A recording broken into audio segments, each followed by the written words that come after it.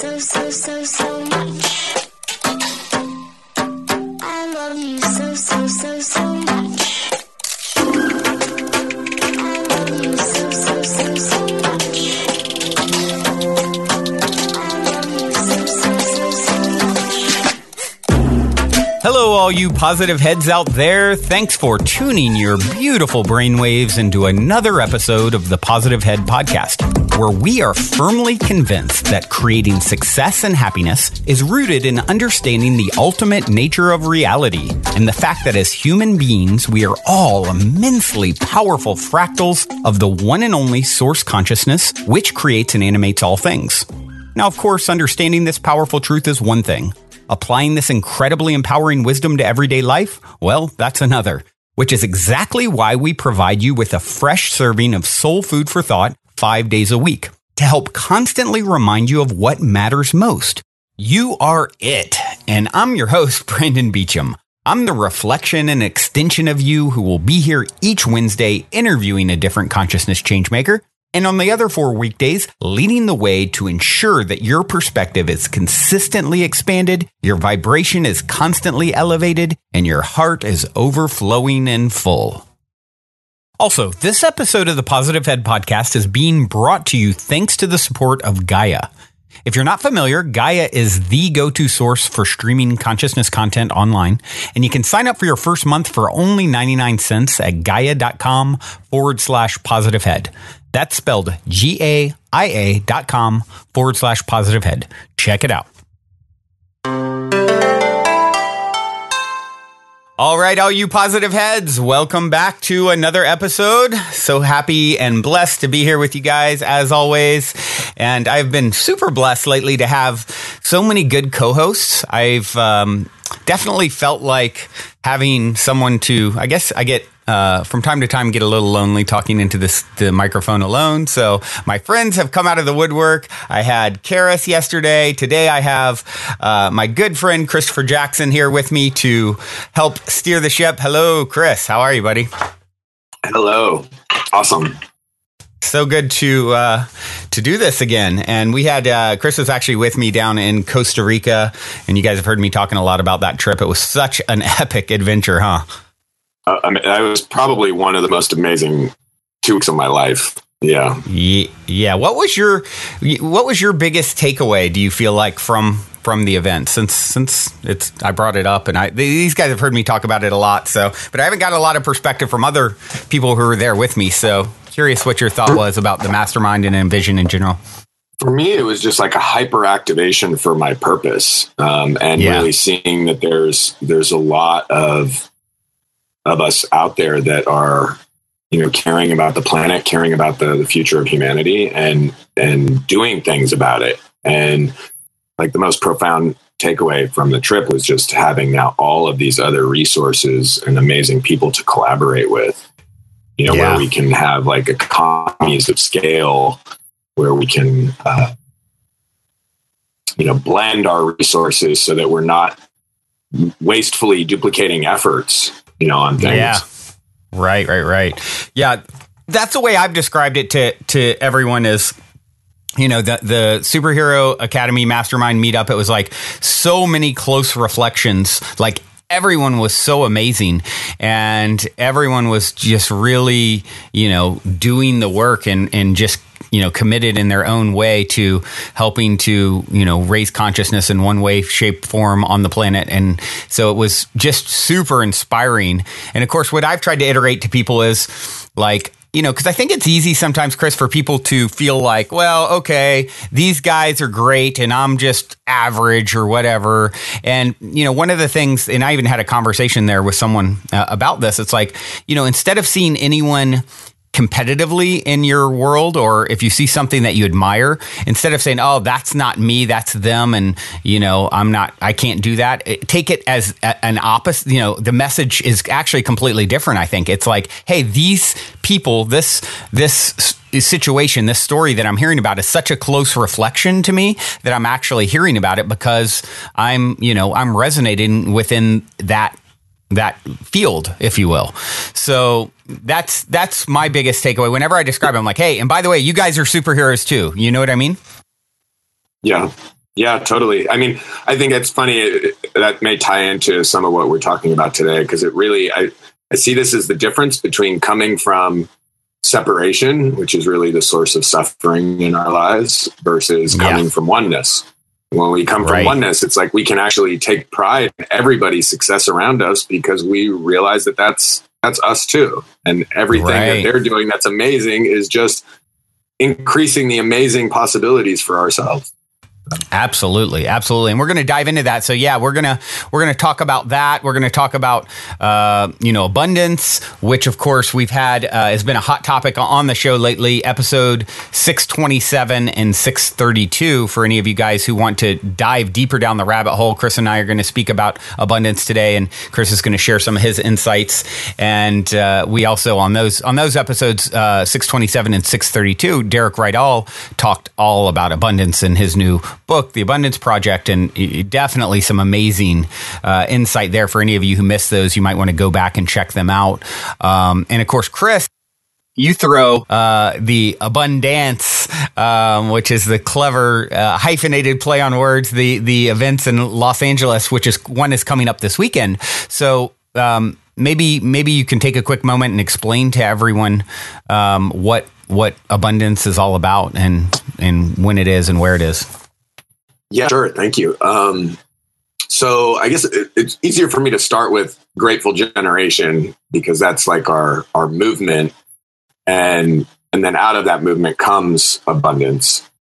So Grateful Generation's mission is really a planet of paradise for us all, where we experience a world of oneness and joy, where all beings are loved, honored, appreciated, and fully expressed as the fountains of abundance we are, raising the quality of life for the entire planet in an ever overflowing effulgence of light, love, and wonderfulness.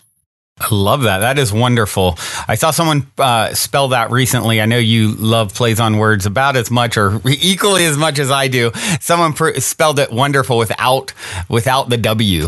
So like wonderful. That's exactly what I like that. Yeah, that's good. Perfect. It's funny because I often say that we've all won once we became one. Right. Yes, that's good. We could nerd out on this all day. Philosophies. Yes. Well, let's talk a little bit about your philosophies and your thoughts on abundance. As I mentioned, this has been a hot topic lately, and it'll continue to be. I mean, it is sort of the one of the many topics on the show that is worth and worthy of circling over and over and over again, because I feel like abundance is one of those things that everyone wants in their life. There's almost no one who doesn't want more abundance, but a lot of people have blockages too. Yeah, for sure. Well, so that was the big thing about ABunDance, is that we created these events kind of as an experiential, transformative place for people to come in and experience abundance in community, in the amazing creative expression, and all of the wonderful art and sensations. Just seeing how, each of these events to be like the most epic celebrations of life that we've been able to pack in a one night, thing at a venue. Right. And, our main goal is really like we lead by creating what we feel will be the most sensational,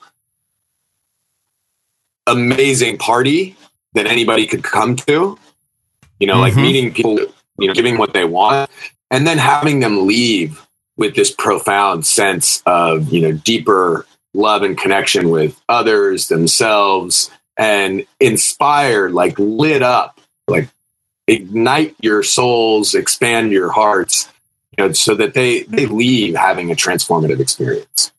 And that's really what we're all about in terms of getting everybody, onto our mission. And we found that this has been the most effective way we've been able to do it for anyone, because we're not teaching anything.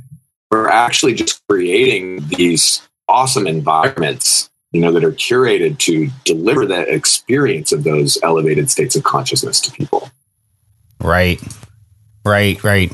And so what are, and I think that's an interesting thing, an interesting concept as opposed to, a lot of talking and teaching in regards to perspectives, which of course we do a lot on the show, listening back to those episodes that I just threw out earlier, a lot of like perspective. And then it's like, finding that shift from philosophy and contemplating to, feeling and experiential, integrating, embodying. Right. Turning our knowledge into knowledge. Yeah. To continue. What's so funny is Derek, who these episodes, him and I joked a lot about the same thing, like plays on word. So that seems to be an abundance themed concept in general, because if you listen to those episodes, same thing. Him and I like back and forth with like different plays on words. Yes, it's definitely. I feel like all of the secrets to the universe have been hidden in plain sight for us to discover. Yeah. It's like one came up the other day that I used to use a lot, which was, what's the difference between misery and misery? Nothing. Exactly. And the funny thing is they're spelled the same way. And the truth is that they're perfectly reflective of different aspects of the word.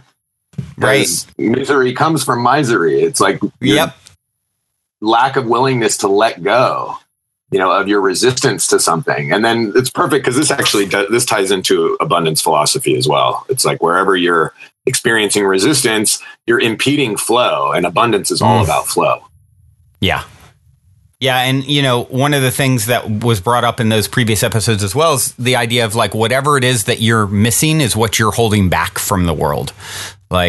So, when you can understand that, and people are sometimes like, okay, well, how can I give what I don't have? And I think that's, when you really start looking at some of the things that you're missing, you'll find an opportunity in some way to give it. Let's say you want more love in your life, for example. You can find a way to give love and drum it up, in which case now you've created more love in your life in a different way than maybe what you were thinking. You're thinking, I want it inbound, right? I want it coming in. And really, this is back to the idea of, and you said the word fountain. It's like you are a fountain for all the abundance that you want to see more of reflected in your environment. And so many people have not considered that. They're thinking, oh, it's out there and I've got to somehow call it in. And it's like, no, you actually create it from within, and then you'll see it reflected more. Well, right. And we're all, like, what I like to share with people is that we're all operating as fountains. It's just that many of our fountains and human beings on this planet right now are geared toward undertow, which means they're literally sucking value in life out of the present, to fill their perception of lack within themselves. And, what our goal is to really flip people's perception of themselves from fountains in undertow to fountains in overflow. Right. And then when you start operating that way, it's almost like you can almost have like a fake it till you make it thing. You just figure out all of the different actions and ways that you would operate in overflow and start operating that way. Right. And then you start noticing, you start creating like a vacuum in the universe in a way, because it's like it's almost like a toroidal field. You access this primordial, what I'm now calling this was a great takeaway from Superhero Academy. David Weber, had this thing he called the primordial heart architecture. I like that. I thought it was brilliant because it really, like, you look at, things in nature tend to actually be really reflective of these universal laws. And one of them is just look at our own planet, and you see that from the core, the molten core of our planet, which has this polarity to it, a positive and negative charge, and it's constantly in flow.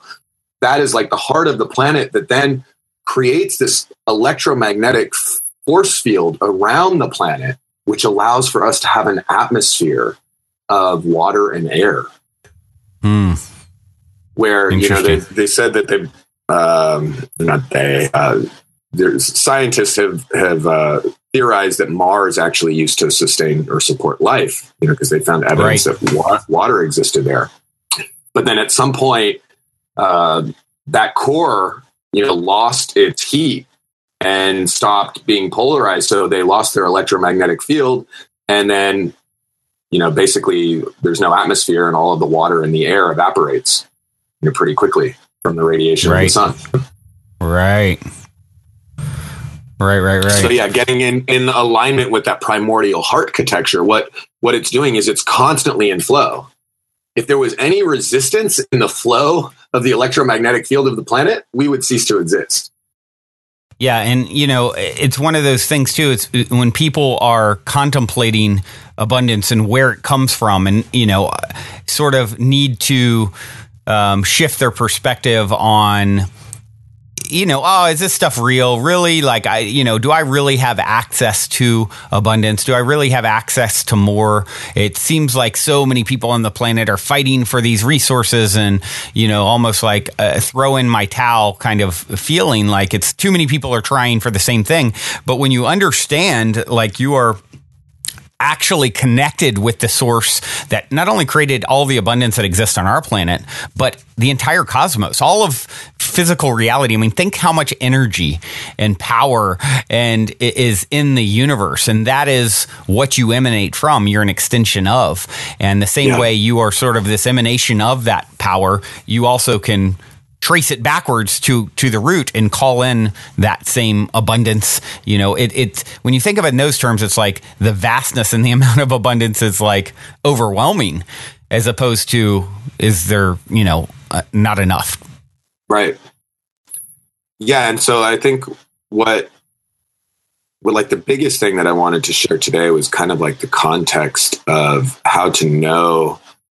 Well, there's two things. One, what you spoke of earlier, I think it can be really kind of tricky for people. And I wanted to speak to that when we're talking about the reflective nature of reality, where I think many people are challenged with this, because we'll say, if you want more love, then give more love. Right. Very, very often people who want more love actually are giving a lot of love, and they don't understand why it's not being reflected back. But this is the interesting thing about understanding reflection. Reflection is when you're looking in the mirror, what's in front of you is actually not you. It's your opposite. So, it's confusing, because when we look in a mirror, obviously it looks just like us. It moves in perfect unison with us. But it's like, if you're holding up your right hand, your reflection is actually holding up its left. Yeah. Yep. And, so now apply that to, reality, in the sense of, if somebody is not giving me love in the way that I want to receive it, well, then really the reflection is, how am I not giving love to them in the way that they receive it? Because it's very often the opposite of the way that we're used to giving it. And that's where the breakdown happens, because I'm like, I'm giving love. I don't understand why this person's not giving love. And then the funny thing is, they're usually giving love in their language. This is where the love languages come in really handy. But the other thing is, there's a book that breaks that down, right? The different love languages. Yeah. I forget who the author. Actually, what's funny is somebody just gave me a copy of this book the other day. It's Gary. Yeah, I've Chapman. heard about it. Okay. Yeah. This book's come up a lot. I want to check it out. But the main thing is, like, you can kind of cheat code all of these things in the future just by taking 100% responsibility for whatever is in your field, and saying, how am I the reflection? In my life coaching with people also, like, especially when they're having relationship issues, where they feel like, oh, this person's lying to me, or this person's cheating. It's usually the question immediately is, how are you lying or cheating? If the person is overtly cheating on one side, then the person who's feeling cheated or lied to, is their lie is usually much more insidious and difficult to see. That they tend to be in a place of, they're more superior. They do things in a way that are more conscientious and considerate. Like, they would never saying, I do what that person is doing. Right? Of course you wouldn't, because you're the reflection. You're the opposite of that. And what happens is, we become the space in disintegrated relationships, talk about today in regards to abundance, in disintegrated relationships or relationships, I also like to call them. We're constantly using language to get what we want, which is really to manipulate and control others, even though we don't necessarily see it that way. It's really like our basic conditioning in society. Like, we're not given tools and language to know how to cause actual communication with people. Instead, we use our words and our language to get what we want. Right. And this usually leaves the other person in that equation disempowered. Even if you are successful in getting what you want, at what cost? It's usually the cost of that other person feeling objectified or not fully, empowered in their choice. Right. So, bringing up like the disintegration and the integration is really, I think, what it's all about. And then two other core concepts to understanding abundance philosophy are separation, ties into suffering, right? And it's also comes from survival consciousness. And then we have abundance, which is thrival consciousness, and it comes from the context of oneness. If you imagine anytime you're in a challenging conversation with somebody, if you knew that you were one with that person, how would that augment the way that you were expressing to them? I think that's a really important thing to, if you can bring that awareness to every interaction, I feel like that's like such a major turning point in your interactions with others. There's only one of us in the room, now what? Right. And so then from that context, like it shifts everything, because when you're coming from a place of oneness, you share. When you're coming from a place of separation, you use force to get what you want, which creates resistance. Because you're coming from a context of separation, which immediately puts you at odds with the other person. So you're using, force, whether it be subtle force, manipulative force, or sometimes overt force, like you do what I want right now, right? But now, like, you shift that context in terms of like dysfunctional communication, like we've talked about before, where it's like, Brandon, what you did was really hurtful and disrespectful.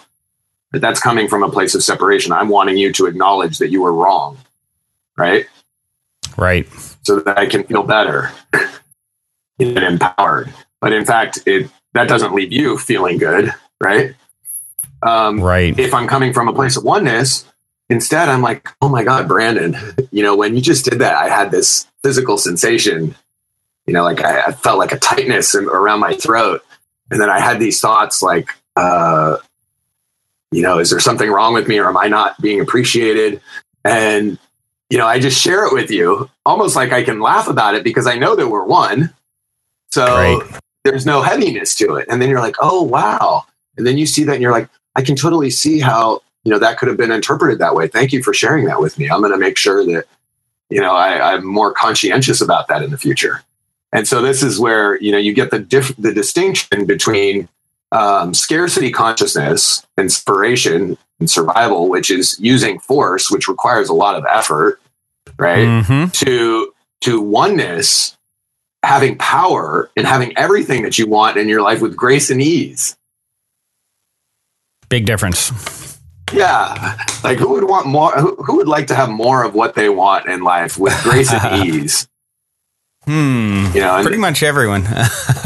I think so. And then the distinction of having power is like, power doesn't require the use of any force. It actually just is. And you have more power when you have more connection. When, like, literally, when you are really connected with somebody and they're experiencing oneness with you, you disappear as an individual to them. They perceive you as them. And then that's why everything is super, happens with grace and ease, because of course they want you to have what you want because they're you. They perceive it that way, and then some of the greatest ways that you can actually cause those relationships actually are when things are really challenging, when somebody has done something, like maybe they're not acting in the kindest way. And instead of charging them for it, you actually return to them grace and love and beauty. Right. Because see, that's the context. Like that person, when you do that, like they kind of like fall to their knees. They're left having to own their own, negative expressions or displays, because you're not giving them justification by reacting to them, where now they can blame you for it. Right. That's one part. And then the other part is, being friends with people when things are easy is easy. Yeah. But how do we really know, like, the relationships that we would put our life on the line for, right? It's the ones that have been gracious with us and loved us even when we were ugly, when we were acting ugly. So it's like now when you see that, next time somebody does something that triggers you, you have every moment when somebody is maybe being less generous with you or downright nasty, to actually truly give them love. Right. And in so doing that, what you perceive as like your greatest enemies actually become your greatest allies, for life, because they know that your love for them is true when you're willing to love them even when they're nasty. Yeah, definitely a big difference in a fair weather friend. Yeah. Exactly. Well, beautiful, man. I mean, time always goes so quickly when we're doing this. It's like I'm looking at the clock here and I'm like, wow, we're already almost at 30 minutes. So let's, why don't we, if you could just take a moment and kind of tell people, first off, the event is the 17th, the next Abundance. So that's coming up here. It's on St. Patty's Day, actually, at the amazing Belasco Theater downtown LA. I think it's probably one of the most beautiful, magical venues in all of Los Angeles. Yeah, really it's wonderful. Excited for it. We have anything from 30 to 40 circus performers, performing throughout the night. Amazing live painters, visionary art, vendors, doing everything from like more visionary art to amazing handmade fashions to crystals and healers and really epic music and light displays. It's really this magical sensorium. And the theme is actually enchantment for this Saturday. So everybody will be dressing up as their most enchanting expression of themselves. I love that. Yeah, that's a good theme. It should definitely create a container for magic to unfold. I'll definitely be there, and hopefully you guys that are in the LA area, or at least or even in SoCal, or even you want to adventure and make it down, it's well worth the trip. And you guys can actually get the easiest way to probably put tickets is or give you access to tickets. I'll put a link up that's at positivehead.com/enchantment. And if you use code POSITIVEHEAD, you'll get a discount that Chris has set up for you guys. And yes, the other cool caps, thing that, by the way, POSITIVEHEAD in all caps. Yeah. Cool. And then also you set it up where if they share and then other friends join, it basically covers their ticket cost, right? Oh yeah. So our that's the other thing is we look to create abundance models everywhere that we can. And so, yeah, we have a platform that actually rewards people for sharing with their friends, where if 5 of your friends, buy off of your link, once you buy a ticket, you get a link that you can share in any way, whether you want to text it to your friends or put it up on your social media, whatever. And then when 5 of your friends purchase, you get your ticket completely rebated back to you 100%. Very cool. If one of your friends buys, or when one of your friends buys, you get 10% back. And then when 3 of your friends buy, you get 50% back. So cool. Yeah, not too tough to actually get your ticket for free. Yeah, exactly. Awesome. I love that. Yeah, that's a really great model. And then these events are a great place to come and practice your abundance philosophy, because this is the other thing that I didn't get into yet, which is, part of expanding abundance for ourselves is actually beginning to be abundance, which means that we start giving, right? You act as though, like, if you're overflowing with value, right, then what do you want to do with it? You want to share it with as many people as you can, right? Yeah. And So you start getting into the habit of sharing. Now, there is a formula for this, because if you're being abundance and sharing with people whose cups are really empty, you can find it very depleting and disheartening to be like, why am I not getting abundance back? But the thing is for some people, their cups, their perception of lack is so strong, or our perception of our ability to be able to fill in the way that they receive being filled may be skewed. So the suggestion is actually to first create a circle around you of people that are already giving to you. This is like take an inventory of all the people in your life that are actually generous with you and start practicing with them. Because then when you're giving more to those people, they're just going to give more back to you. And then you experience overflowing even more. And this becomes kind of like your center of, or your core of abundance power. And then you start spilling your overflow onto those people, that are coming more from lack, or that maybe don't give back immediately. But you don't feel depleted by it because you're constantly overflowing. And a great place to expand that core is at these events, because you have all of these people who are, geared toward our mission, who are, they're coming into that space with, this is like a new church for us. We come here to celebrate life, to party, and to really create greater sense of love and connection with others, with ourselves, and to be more abundance. Yeah. Love that. I love that. I will definitely be there with my abundant self, and look forward to spending time with you, Chris, as always. You have a song that you want to leave everyone off with? Someone that's going to be performing Polish this weekend, Ambassador right? is headlining for us this weekend. And he has this new song. I think it's called Take Wing. Am I right on that? Let me see here. Yes, that is the song that you sent over, Take Wing. So This will give you guys a little snippet of the musical offerings that will be there this weekend. And Chris, as always, my friend, thank you for coming on and sharing your wisdom. You are indeed an inspiration, an abundant inspiration, and I look forward to seeing you in a few days. Thank you, Brandon. Yeah, may we all remember ourselves as the fountains of abundance that spill on to others, until we all become the wind beneath each other's wings and rise together, which I think fits perfectly with this song. So lovely. Yes, let's rise together. I'm in. Sign me up. I love you, man. I'll talk to you soon. I love you, bro. All right. Thanks. All right.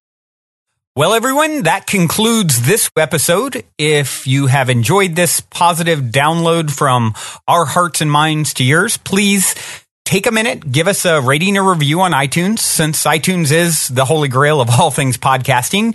Your good reviews help us to reach more listeners. Also, if you're craving more consciousness elevating content, be sure to check out Gaia, which is my personal go-to source for streaming consciousness content on the web, where you can stream an incredible 7,000 plus exclusive videos covering 5,000 years of wisdom.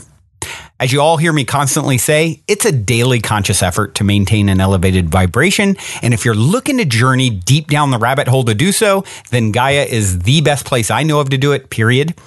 And you can sign up for your first month for only 99 cents at gaia.com/positivehead.